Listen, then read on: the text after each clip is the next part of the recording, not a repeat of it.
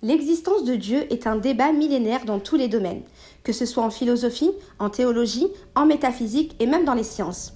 Est-ce que Dieu existe ? Pour un esprit profondément rationaliste, Dieu ne peut exister que s'il est observé. S'il n'est pas observé, il ne peut pas exister. Mais même un esprit profondément rationaliste ne peut pas affirmer qu'une réalité n'existe pas uniquement parce qu'elle n'a pas été observée. Les mystères de l'univers dépassent de loin ce que nous pouvons percevoir ou comprendre. Un être omnipotent, omniscient, infini et éternel n'a pas besoin d'être observé pour exister, tout comme l'univers n'a pas besoin d'être vu pour continuer à évoluer. Et si nous parvenons à prouver que Dieu existe en l'observant, qu'est-ce que ça changerait concrètement pour nous ? Eh bien, probablement rien. Car une simple preuve d'existence, comme une manifestation visible ou une intervention spectaculaire, ne garantirait pas que tout le monde en tirerait les mêmes conclusions. Si on observait une entité, tout dépendrait de l'interprétation. Pour certains, ce serait Dieu.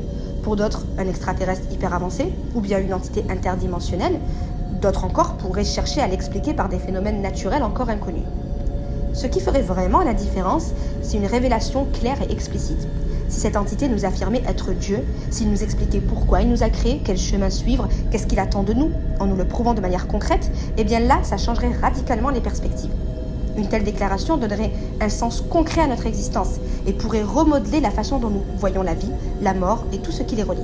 Ce serait la preuve éclatante et incontestable de l'existence de Dieu. Mais pourquoi une telle manifestation n'aurait absolument aucun sens ? Si Dieu a créé l'univers et des êtres humains conscients, c'est pour répondre à un projet précis.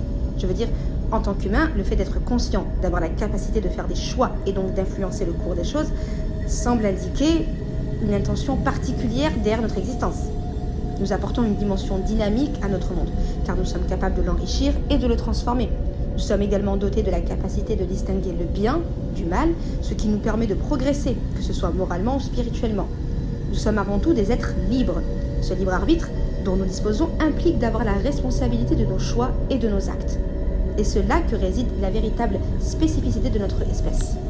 À partir de ce postulat, il est donc inimaginable que Dieu se manifeste à nous en nous disant quoi faire exactement, car il n'y aurait plus de libre arbitre, ce qui constitue l'essence et la particularité même de notre espèce aura été entravée. Nous ne serions plus des êtres humains qui choisissent par eux-mêmes, nous serions seulement des automates qui exécutent un programme. Qui d'entre nous vraiment aurait encore la possibilité de refuser de croire après une telle intervention divine ? Nous avons un but à découvrir et pas à recevoir. Si tout était clair et facile, il n'y aurait pas d'effort, pas de lutte, pas d'apprentissage, pas de quête existentielle. Le fait de chercher notre objectif, de tâtonner et de grandir dans l'incertitude pourrait faire partie intégrante de ce que Dieu attend de nous.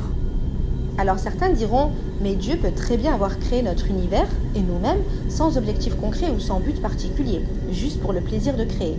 Il s'agit d'une conception déiste. Un Dieu qui crée, mais qui ne s'implique pas dans sa création. Alors tout d'abord, cette affirmation n'a absolument aucune cohérence. Une création émanant de Dieu sans sens reviendrait à nier Dieu lui-même. Si Dieu crée des êtres conscients sans leur donner de sens, alors cela équivaudrait pour nous à vivre comme si Dieu n'existait pas. Une telle conception rendrait l'idée de Dieu quasi absurde, parce qu'on attend d'un Dieu qu'il soit porteur de sens et d'ordre dans l'univers. Sinon, quelle serait la différence entre un tel Dieu et le hasard ? Mais avant tout, un Dieu déiste qui crée mais reste détaché de ce qu'il a créé pose de sérieux problèmes éthiques et philosophiques. Pourquoi créer des êtres conscients si c'est pour les abandonner sans jamais intervenir ou leur donner de direction ? Ça donne presque le sentiment que la création est une expérience froide, voire un jeu indifférent. Sans but, notre conscience devient un fardeau. Pourquoi nous donner cette capacité de réfléchir, de choisir et même de souffrir si tout cela n'a aucun sens ? Et on pourrait même qualifier un tel Dieu d'injuste, puisqu'il crée sans but et nous laisse donc souffrir sans raison, sans jamais nous offrir de réconfort ou de justice. Tout dans l'univers, au contraire, semble pointer vers un Dieu qui cherche à interagir avec ses créatures. Quand on observe la complexité de l'univers et son harmonie, on peut y voir un langage qui reflète un désir de connexion et de compréhension en nous.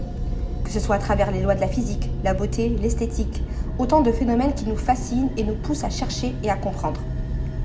Si Dieu nous a créés avec une conscience supérieure, cela implique qu'il attend quelque chose de cette conscience.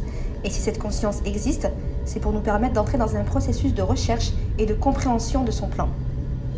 Mais comment Dieu pourrait communiquer avec nous, nous révéler le but de notre existence afin de ne pas nous laisser dans l'ignorance et la perplexité, tout en respectant notre nature humaine qui comprend notre liberté de choisir et notre liberté de conscience ? Eh bien, la réponse devient assez évidente. Il choisit parmi les êtres humains des hommes fondamentalement bons, justes, éveilleurs de conscience, maîtres spirituels, en somme, des êtres humains qui incarneraient les valeurs et les idéaux du message divin sur Terre, donc des prophètes et des messagers. Alors pourquoi ce mode de communication est logique ?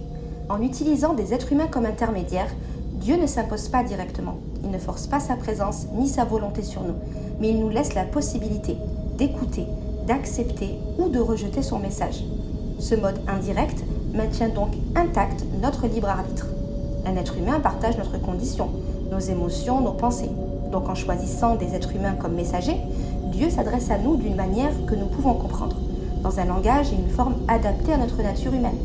Les prophètes portent en eux leur propre lutte, leurs propres faiblesses et leurs propres doutes, ce qui rend leur parcours de foi plus proche du nôtre. Donc nous pouvons facilement nous reconnaître dans leur humanité, leurs défis et leurs victoires. Et c'est ça qui rend leur message spirituel beaucoup moins distant. Choisir des prophètes est donc une approche pédagogique qui permet de guider sans contraindre. Cette méthode a une cohérence interne, puisqu'elle est progressive. Les messages s'adaptent aux époques et aux capacités de compréhension des civilisations humaines. Elle est accessible car un prophète parle la langue du peuple avec lequel il vit et partage également leur réalité. Et elle permet une transmission claire, un message qui pourra être conservé, enseigné et structuré dans un cadre défini. Mais alors, comment distinguer une véritable prophétie d'une simple prétention humaine ? Eh bien, c'est ce que nous verrons dans ma prochaine vidéo.